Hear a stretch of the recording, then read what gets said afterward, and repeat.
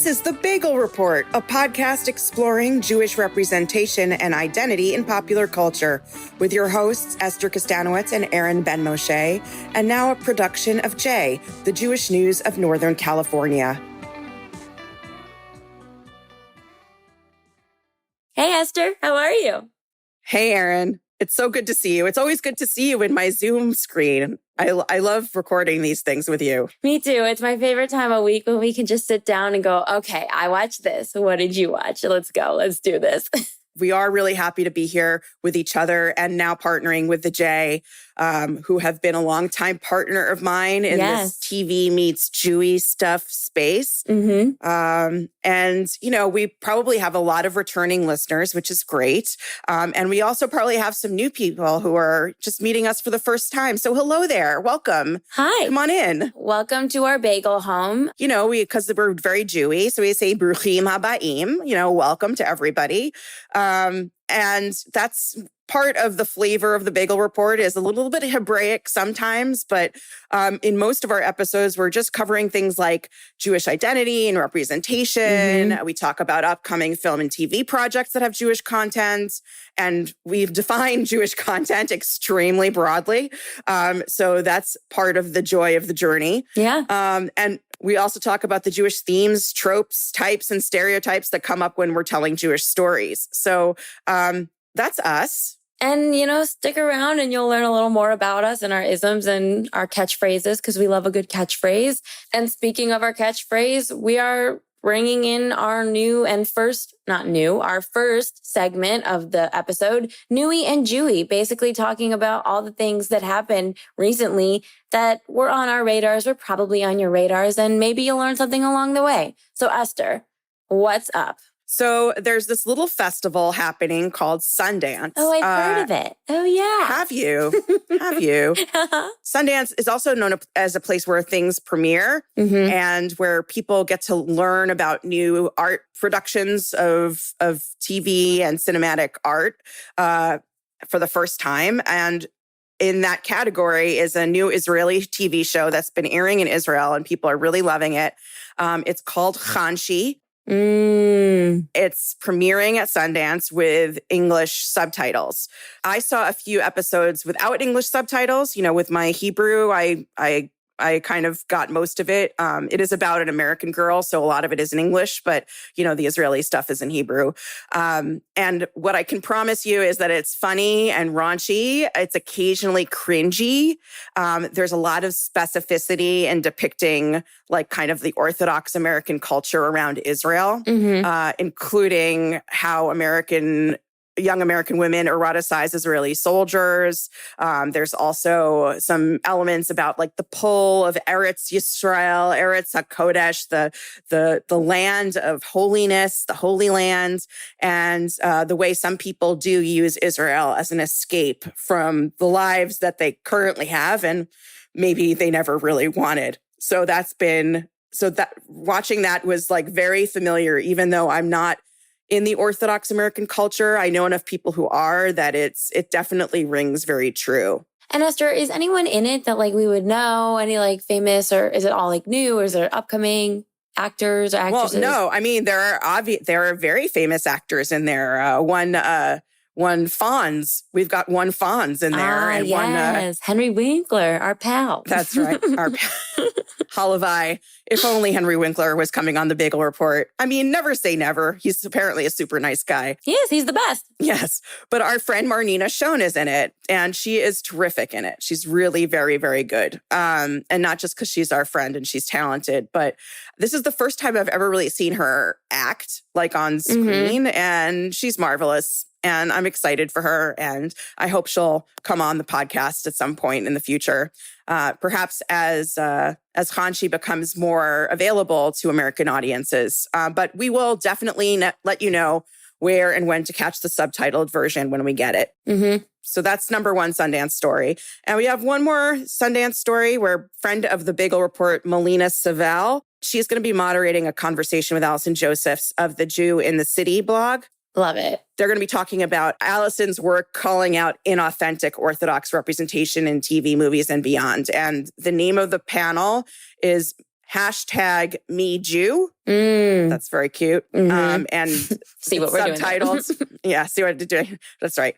And then you see anti-Semitism, authentic representation, and Jewish identity in Hollywood, which is a blurb that really could apply to a lot of episodes of the Bagel Report. So we're excited to get a download.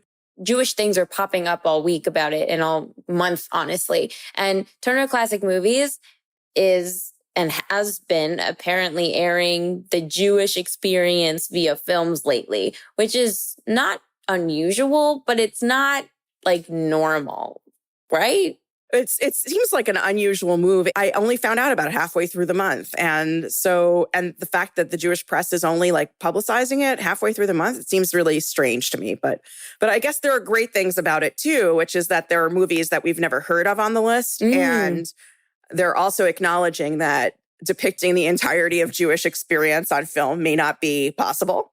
But maybe that's partly because, the Jewish experience was not on film for many, many years. And when it was really like one note. And also, obviously I think we'd all agree that Neil Simon is a very Jewy playwright, and that Brighton Beach Memoirs and the trilogy of plays that are in the Brighton Beach Memoirs trilogy, that they're all very Jewy. But what's weird to me is that they feature Biloxi Blues instead of Brighton Beach Memoirs, which I think is strange. I don't know if they don't have the rights to Brighton Beach Memoirs, but that's weird. And also that I don't see any Barbra Streisand movies on the list. Seems like something they left out. Yeah, that is very strange, considering she did waves for the Jewish community and for women. So, okay, TCM, whatever. But go check it out. Let us know if we're wrong. And it's actually a delight. And you're watching those movies and you think it's an interesting commentary. And someone's sitting on the couch going, yes, I really like that movie, that TCM often does. Right. But it's good because it gives us some homework. We can visit the Jewish experience in film. Thank you, TCM. Thank you. We appreciate you. So we're going to take a break. Please listen to our advertisers, and we'll be back in a moment. Hello, listeners. Let's take a moment to talk about our new partner, Jay, the Jewish News of Northern California. If you're interested in Jewish life in the Bay Area, it's obviously a must-read. But if you're more generally interested in Jewish arts and culture, and if you're listening to the Bagel Report, I suspect you are, Jay also has coverage of the latest Jewish books, music, movies, and TV. And sometimes that TV coverage is even written by yours truly. To read more, go to jweekly.com, follow Jay on Facebook, Twitter, and Instagram, and sign up for the Jay newsletter at jweekly.com/newsletter. And now, back to the Bagel Report. And we're back. All right, we've now moved on to our big portion of the episode. So we bring you our weekly segment, What? No. Why? And this segment's really special for us because not only is it one of the first things we created at the Bagel Report, it's also the big Megillah. It's why we usually come together once a week. It's because there's something in pop culture that happens that we can't stop talking about or thinking about. It's what keeps us up at night. It makes us wonder, why is this happening here? And do we need it? And do we like it? And sometimes, most of the time, I think we come to a consensus, but usually this is the time where we go, we don't know how we really feel. We need to talk about it. And then maybe we'll answer the why for ourselves. That's right. It's like what challenges us about it and what challenges the Jewish community about it, because those are not always the same things, but often overlapping. Yes. And this week's What, No, Why is Hunters Season 2. Hunters. Season 2 of Hunters. Yes. Season 1 possessed us during our first season. Yeah. It was one of the first episodes. I think it was like episode 3 that we ever recorded. We talked about it really in depth, and it just, the concept and the execution, it just seized us. And so we knew we had to talk about it. And so we've been waiting for season 2 for a while.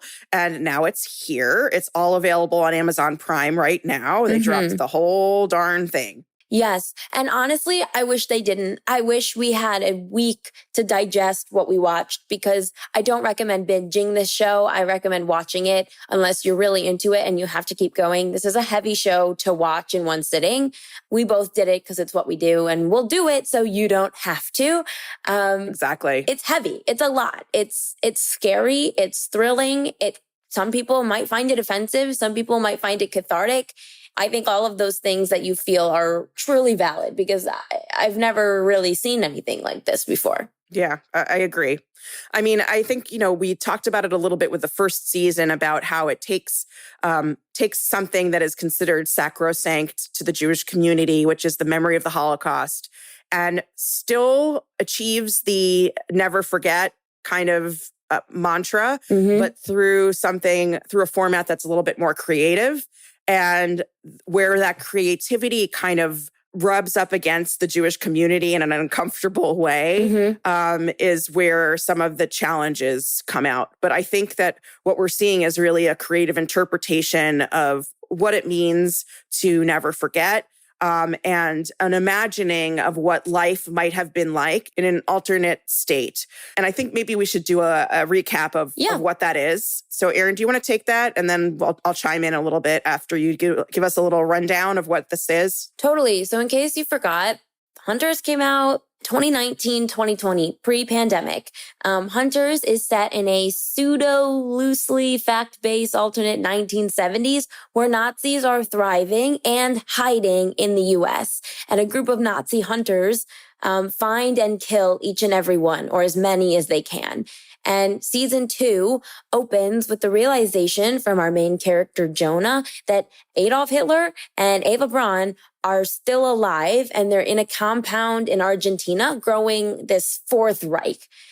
And it's really heavy. And it really is up to Jonah, played by Logan Lerman, and all of these characters, Carol Kane, Josh Radnor, Tiffany Boone, Jerrica Hinton, Louis Ozawa, Kate Mulvaney, and now Jennifer Jason Leigh, who is joining us in this season. It's up to all of them to get back together, form the Hunters, and take on the biggest hit of their lives. Like, the stakes could not be higher for these characters. That's right. And we also see the return of Al Pacino as Meyer Offerman, aka the Wolf, which if you saw the first season, you might be confused as to how he could be back. That's all I'll say about that. But when you have Pacino, you use Pacino and you try to get Pacino back. And so I can understand why we have more Pacino. I think that there was a lot happening in the first season. There was a lot of death and dismemberment. And, it was a lot of the people who died were Nazis. So you didn't feel so bad about it. But, it was very kind of intensely over the top, kind of like a Kill Bill kind of stylized gore. And there was also like a lot of kind of intermediate clips where it got funny for a few minutes, or, they took like a little comedy break in the middle of it. And it also kind of felt like a comic book. Yes. And it also kind of felt like they were imagining atrocities in concentration camps that didn't happen, in addition to the ones that we all know are documented. So like there's a lot of controversy when it hit. But I think when you and I were speaking about it, we talked about how the tone is very different. Yes. In the season 2 space, it's more grounded. There's a lot in it that's relevant to the conversations that we're having currently about media, about anti-Semitism, about justice, all of those things. So it is a period piece that's set in an alternate 1970s, but it is also in some ways very much set today. And it's really upsetting how grounded this outrageous show feels. 3 years ago, I think it felt really upsetting because we didn't know a show could be so outrageous. And then a year or two later, we get something like Squid Game, right?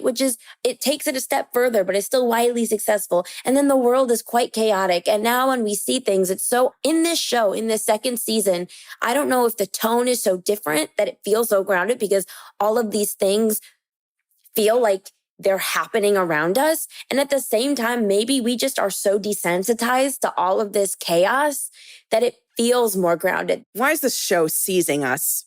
Like, I feel like there's a lot of different ways that the components of this show, both in terms of its production and also its characters, the actors who play those characters, I feel like there's a lot of DNA going into this that is familiar to us. And so, like, it feels like it pulls us along through the action. Was that similar to the experience you had, Erin? I've seen this before, but also the ways that they're painting these characters are way more complicated. Even the characters we hate, they're complicated and they don't just start one way. And I think that's hard to watch because it's easier when one person acts one way, right? It's easy for us to make it a box and just say, okay, this is who you are. And we don't really get that with any of the characters or plot points in this show. One of the reasons that this show resonated like in a very uncomfortable way when it first out with season 1 was a lot of it was focused on this scene in the show that depicted a chess game that the Nazis played with humans on a chessboard. And by eliminating them, people who made a wrong move were eliminated from the game by being shot. And that was like one of those things that was horrific. And it seems like something Nazis would do, but there's no actual stories that have been heard about such a game being played. It's not to say that Nazis didn't play games with Jewish lives. Of course they did. But this particular stylized game was not part of the actual history. So, and when it comes to the Holocaust and talking about the Holocaust, we take Holocaust education very seriously. And there are so many efforts to dispel the idea that it even happened at all. So like to invent new things that didn't happen. Some people were very critical of that. But there were Nazi hunters and there were trials of Nazis who were apprehended. So like there was a Nazi task force in the American government to relocate Nazi scientists after World War II. So like a lot of this stuff is based on reality of things that happened or things that very easily could have happened. And I think what scares people, at least what I've heard from some people who didn't like the show, for them, it's scary when you play with what's real and what's not when talking about the Holocaust, because the whole point is never forget. So you need to give them information and education. And if it's altered or people take liberties with the storytelling, suddenly it can be warped and it can be argued that these things are just stories. They never happened. And I think people are so afraid that anti-Semitism is going to overpower everything and we're going to have another Holocaust that they really make sure that these stories are preserved and they're accurate and they're real. And any liberties taken is more a disservice instead of storytelling. And even in this first season, they say this is based on true events. So it's hard to tell what is real and what is not. And obviously, just like a biopic or just like any type of story, hopefully it encourages you to find the truth, but not everyone's going to do that. A lot of people are going to look at Hunters and go, I can't believe this really happened. And you're like, wow. Right. It didn't all happen that way, Yeah. I mean, I think applying creativity to imagining Holocaust stories always leads to some audience discomfort. So like we've talked about Jojo Rabbit. We probably didn't talk about Life is Beautiful. We could talk about Inglourious Bastards or The Boys from Brazil, which is something I brought up the last time we talked about this, which was also about like recreating Hitler, The Plot Against America, The Man in the High Tower. We're inventing new situations and characters that weren't around but could have had. It's basically like Marvel's What If, but for the Holocaust. And like people don't like that, even that sentence. People are going to be like, oh, I don't like that. I don't like that at all. Mm-hmm. But we also live in a time where whenever we're watching on TV, whether it's like the Jeffrey Dahmer miniseries or The Crown, when we know it's based on real people or real situations or real eras of history, we always run to Google to find out if that really happened. Mm-hmm. And if it did, we're more educated as a result of watching it. And if it didn't, we're more educated having learned that it wasn't a real experience. But because this is the Holocaust we're talking about, everybody really treads carefully like they're walking on eggshells. It feels like we're dealing with themes that we didn't really cover so much. Like vengeance was the first season, and now we're sitting with what does revenge mean?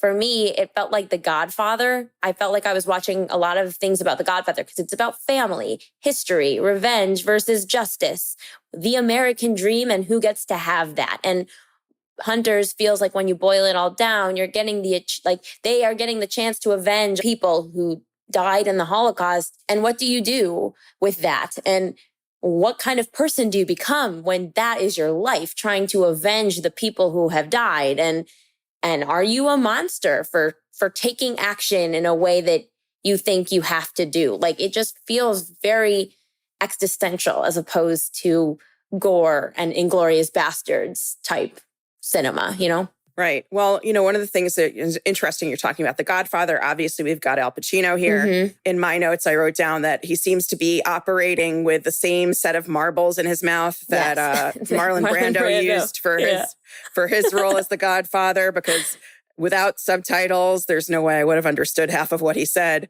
as Meyer Offerman.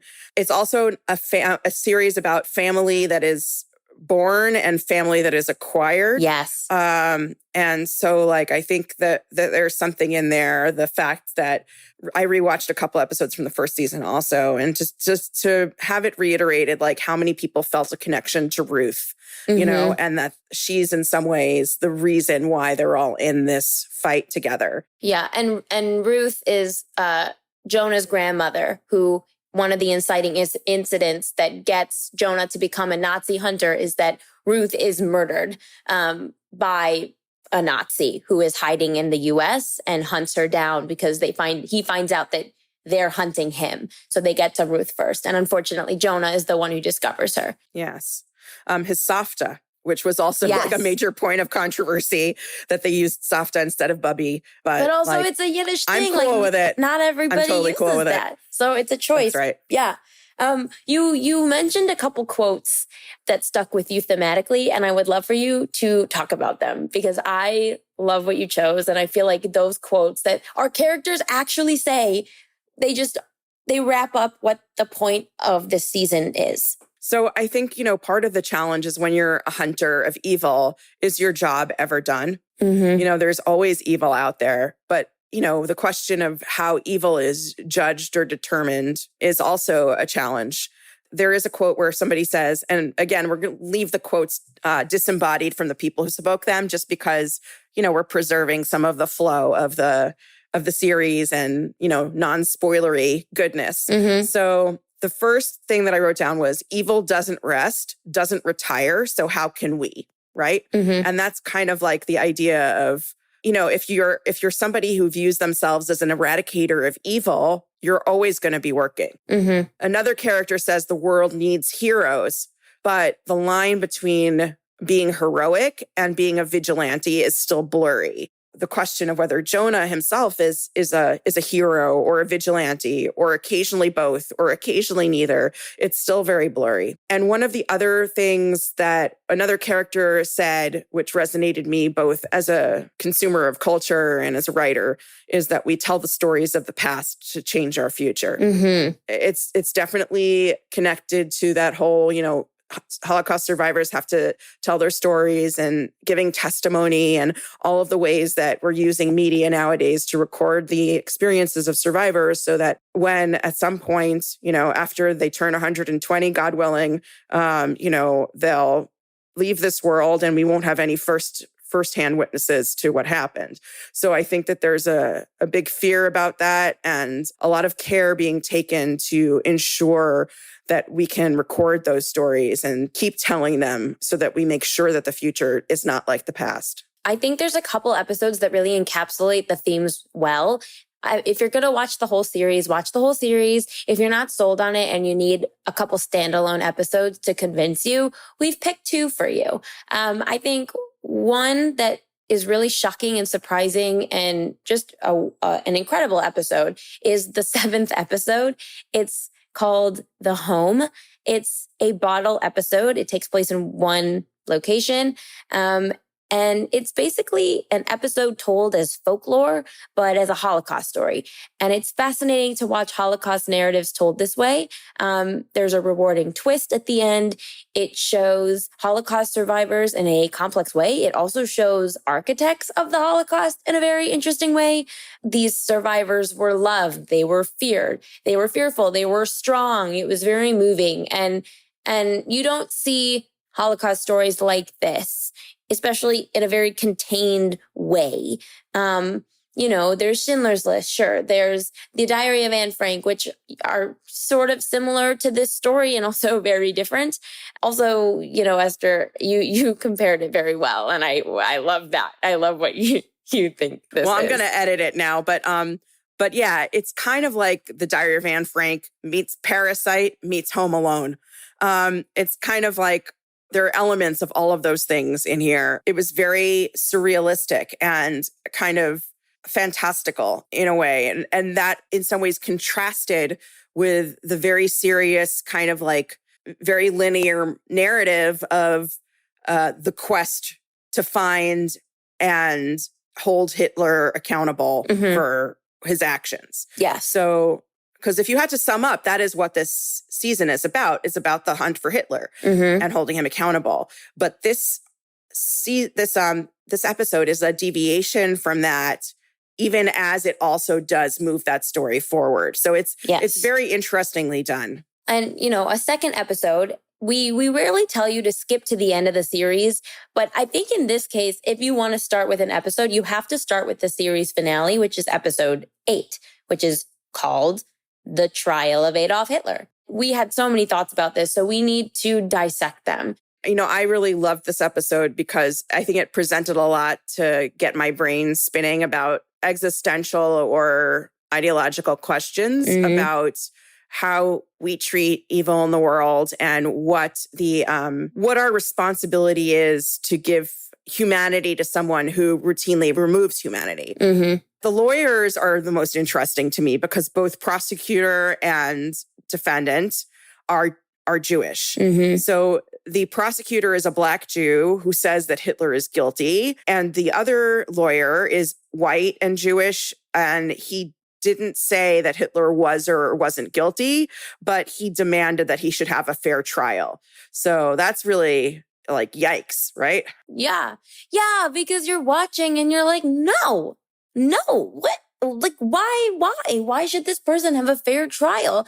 And you don't agree with him, but like a lawyer's job is to uphold the law. And if this man is truly guilty, then the evidence will outweigh everything, right? Like, yeah. But honestly, I was really scared because there are times where there's plenty of evidence and they're not guilty. And I was like, oh my God, is this going to be the episode where Hitler's not guilty and then the hunters have to hunt him again and just, they did the thing, it didn't work, and now they have to kill him. Like, I was scared, Esther. What if that's what we had to watch? Like, what would that say about us as a society if like the system failed when we wanted it to work? Like, it was just a very suspenseful episode and also interesting just to watch like two Jews exhibit Jewish values. Right. And that they're both Jewish values. So like there's a conversation between the two of them, kind of like, how could you do this? Like, how you're a Jew, how could you do this? And the other Jew is like, well, he has a right to a defense. Even he has rights. And if he doesn't have rights, then what are we? Right.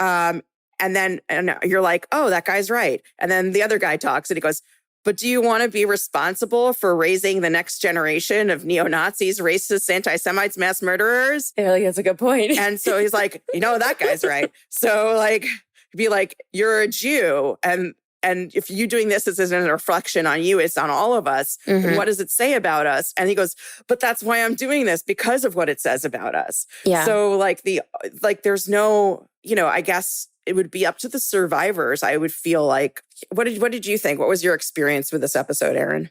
I mean, I definitely felt the same way. I thought it was incredibly fascinating for the grandson of Holocaust survivors to intentionally write the lawyers to be Jewish, because that's like the stereotype, right? And Hitler used that stereotype when he takes the stand, right? Like everything that feels on the nose about this episode is used against the writing, which makes it so smart and so confusing. And at the same time, watching Hitler be cross-examined was so satisfying, because that's like one of the best parts about watching, you know, a lawyer show or a law film. You're like, oh my God, this is the gotcha moment. And the conversation used against him and even for him felt familiar, and it felt really real and unfortunately grounded. Like, yeah, this is probably how it would go down. This is exactly how it would go down. And it was so uncomfortable. And also one of the things that stuck out to me was that the Holocaust survivors were sharing their testimony. The thing about the testimonies was really powerful because it wasn't just a testimony so we don't forget. It was the testimony of the lifetime, because it was going to be used. They were saying the story to the man who caused it, which obviously we never got. So it felt like cathartic. And even Logan Lerman was talking about that experience in the courtroom filming that day, that everybody there was this energy. In some ways, it's a therapy for everybody to tell Hitler to shut the fuck up. Like, I think that's what, I mean, Logan Lerman's character keeps telling him to shut the fuck up. Like, it's just something, and like how powerful to be able to say that to Hitler, right? There was one thing that just, I want to just say that every time somebody said, well, first we find Hitler and then we'll do, it just seemed like, first we're going to get some broccoli from the market and then we're going to find Hitler and then we're going to bring him to justice. It was we can't have dessert until we have our dinner. First we find Hitler and then we have dessert. Right. No, I mean, it's crazy. It's a crazy thing to say and watch. And to hear him say it again and again, and that, again, like when Jonah keeps telling Hitler to shut up, like, it's just like, shut up, Hitler. It's like, who doesn't want to tell Hitler to shut up and go F off somewhere? Mm-hmm. But, I think that one of the things that has also been powerful about this show existing is the way the Jewish actors who are playing these roles are like speaking out about it. Mm-hmm. So I saw something somewhere that Josh Radnor was talking about it. Josh Radnor loves to talk about his Jewish identity, but Logan Lerman has really been doing a lot of interviews about it. And he talked about how personally meaningful it was for him to tell these stories. David Weil, who's the writer, occasional director, producer, creator, yada, yada, everything is based on like his story, the stories that his Savta told him. And so like for all of them, it was just personally meaningful to be in this space with, like I said before, it's like therapy, finally getting closure on something that people didn't have closure on, even though it's in a fictional environment. So, and also the way this show, people argue that this show is really disrespectful to Judaism. And I would argue that this show it really cares. And not just about the Holocaust, it cares about ritual and tradition, because every single time you see something traditional or ritual in the show, it is 100% intentional. It is not just, oh, he has to wear a kippah. Oh, he has to wear a talis. Oh, there's a Kiddush cup. Oh, they're putting a stone or they're putting flowers on the gravestone. Like, all of these things are clues. They are used to push the plot. They are used to define character arcs, and they are used to expose Nazis who do not understand and do not respect the tradition or the ritual, and they're trying to disguise themselves by pretending to be Jewish. And they're doing it incorrectly, because there is a way to do Judaism incorrectly, which is to insult the tradition or misuse the tradition. And they think no one is noticing and nobody cares. And it's so thoughtful. And in order to get it wrong, you have to understand how to do it correctly. And the way it's just displayed is really cool. I agree with that to a great extent. I would say that when I was watching the episodes on the screeners, there's a scene where Meyer lights a yahrzeit candle for Ruth, and it's 2 months after she dies. But also, Esther, if he's lighting a yahrzeit candle in a memorial 2 months after the fact, that is a clue that lets us know as the audience that he is playing a game here. He's playing a game of survival by pretending to be Jewish. And there are 2 times that I caught, at least, when I was watching the show, where he does something wrong. And it doesn't feel wrong. It feels like off. It's like, wait, why is he doing that? What's the point there? And it's like, the point is he's not Jewish, and he is pretending that he's Jewish. And he has convinced so many Jewish people that he is Jewish by just slightly getting by, that once he's caught, it's like, whoa, oh man. Well, that's the spoiler of last season. Yeah, that is a spoiler for the last season. But the whole thing, right. It's not a spoiler in season 2. It is a spoiler because that's how season 1 is. Right. And also answers the question, why isn't a Jewish person playing a Jew? Well, there it is. So to sum up, here's our final pitch. Wait, there's too much. There's too much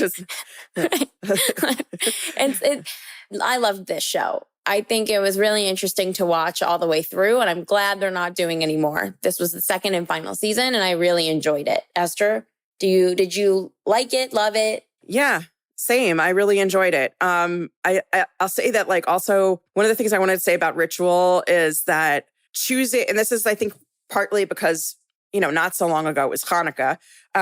So the idea that choosing to observe a ritual publicly is a declaration of freedom. And so I think that the points of ritual in the show indicate moments of like change in a person's identity. So I think that's something, if I were watching it again, I would probably try to track. But I think, I really enjoy, I just say it's so hard to say you enjoy the search for Hitler. Right. There is a catharsis in it for sure. I think it also just raises these interesting questions about, is the work of eradicating evil ever done?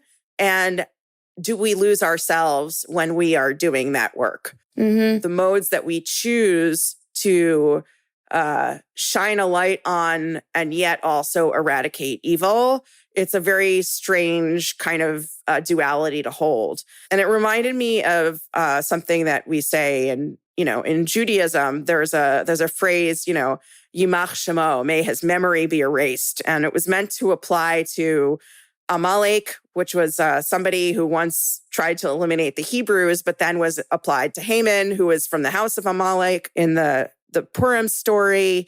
But we also say never forget. So if we erase somebody's memory, then we don't remember them and we forget them, but we should never forget. So trying to hold those two things at the same time is a challenge that, it's again, like some days it's more one, some days it's more the other. But it also reminded me of the Harry and Sally analyzing, like, should all acquaintance be forgot? Does it mean we should forget all acquaintances or we should remember them, or should we remember that we forgot them? We should remember that we forgot them. We forgot them. I mean, this is one of the things that I love about talking to you with this stuff is you understand that all of the pop culture just goes into the hopper, into the brain hopper, and it just gets churned around. And sometimes it just comes out in strange ways, I follow you every time. And also, I will say that even though this is a very Jewish show, there are a lot of characters that are highlighted who are not Jewish. And it feels so important. It feels so relevant. There are Black characters. There are Asian characters who have really emotional backstories, and it fuels them to do exactly what they do. And it's just so moving that a cast of characters, it doesn't just shine on the Jewish ones. It also really gives time to develop the others. At the end of the day, it's kind of like real life, right? Like everybody who's been oppressed has to work together to fight the oppressor, because that's right. Right? It's like, if not us, then who? It's kind of like we all have to work together because they're all after. Hunters does a great job of reminding us, yes, 6 million Jews died, but they also went after Black people and Asian people and gay people. And, it was everybody's fight. And yeah, that's one of the points that's resonating very broadly today, is that the fight against hate is not just a Jewish fight. And the hunters themselves really reflect that. They are people who have all had tragedy and loss in their lives, and they all have reasons for being there. And they all can agree that, Hitler, bad. Yes. Bad Hitler. Let's all agree. Bad Hitler, bad. Which, you know what? Surprisingly, right now, is not so easy. And you can't find the consensus as well as you could have before. So right. Well, I mean, like, what is a proper punishment for Hitler? Like, did justice prevail in this particular case? And is justice possible? And like, those are questions that are unanswerable, but they are questions that we should ask because it engages us in a process of identifying what our moral positioning is and building empathy. Can there be empathy for Hitler? Ugh, I don't want to be quoted as saying that. There's just like so much to talk about. And I loved talking about all of this stuff with you. So check it out. Go see Hunters or don't. But let us know. Let us know if you've seen it. Yeah. Tell us, and maybe you'll be featured in the next podcast. That's right. That's right. You're an important part of the work that we do here. We're coming up on our famous speed rounds, which are famous because they are fairly ensured that they will not be speedy. first up is that speaking of our Hunters, Logan Lerman, who played Jonah in Hunters, he has this next project called We Were the Lucky Ones, which is about a Jewish family that's determined to survive and reunite after being separated in World War II. So this is part of, it's almost like part of the journey of Logan Lerman into Holocaust era related stories. And I'm sure there'll be some very interesting interviews with him when that comes out. It also stars like a ton of Israeli TV stars. So next story, in the opening scene, which I guess it's almost like a pre-credits, like almost a cold open of the first episode of the new season.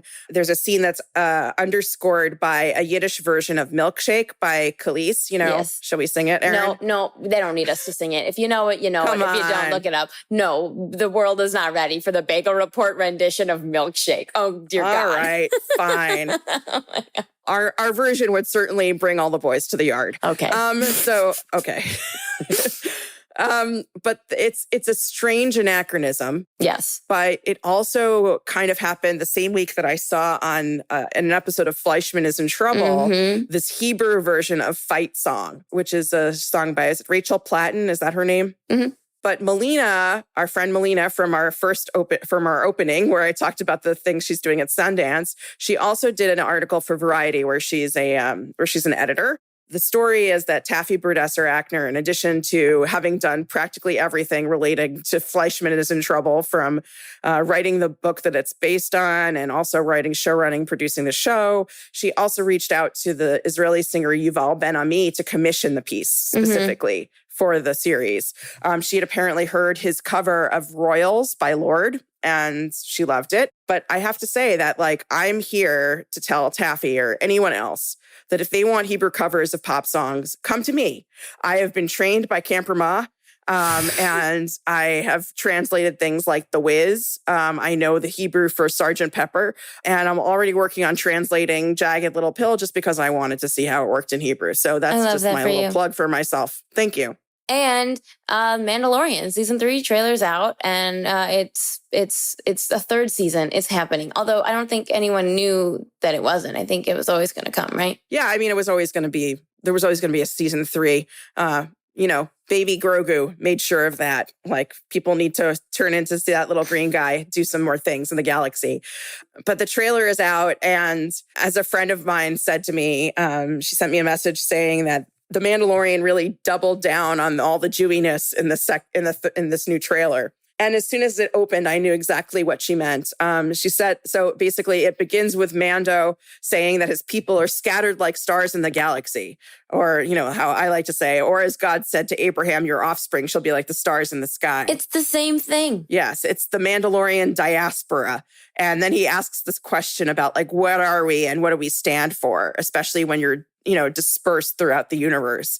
And then he goes on a pilgrimage back to Mandalore. So Birthright Mandalore, you heard it here first. If you don't speak Star Wars, don't worry about it. Baby Yoda is cute. That's really all you need to know. And the 4th season of Fauda is coming out. When is it coming out, Esther? January 20th. That's so which soon. Should be exactly when you're listening to this podcast, perhaps. And it's a very popular show on Netflix. It's the Mossad versus Hamas, basically a special ops team from the Israeli army versus terrorists.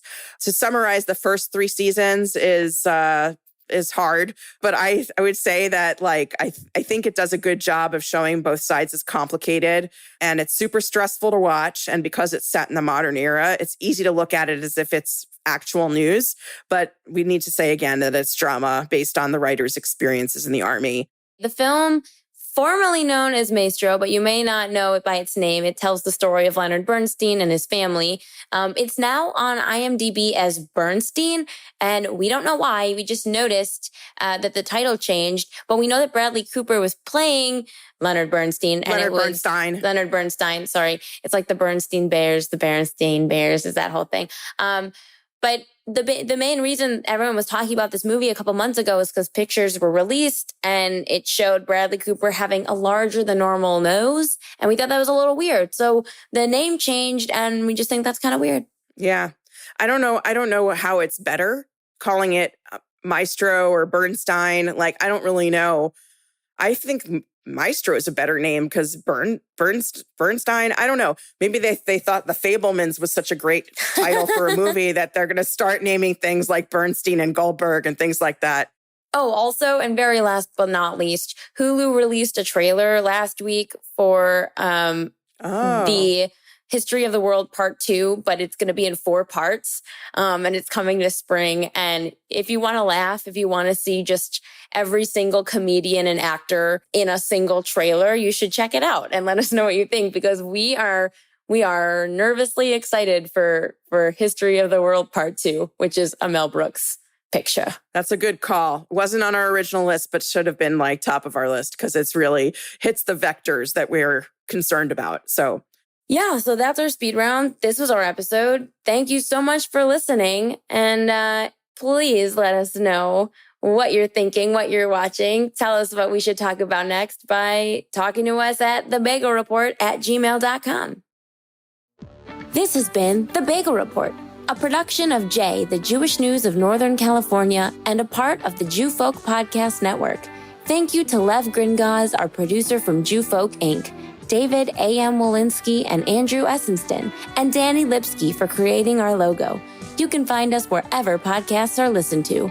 Connect with us on social, on Twitter, at Esther K, at Eben Moshe, and at The Bagel Report, on Instagram at Esther Kostanowitz, at Eben Moshe, and TBR the Pod, and by emailing us at thebagelreport@gmail.com. Now go and watch something interesting, and maybe we'll talk about it next time on The Bagel Report.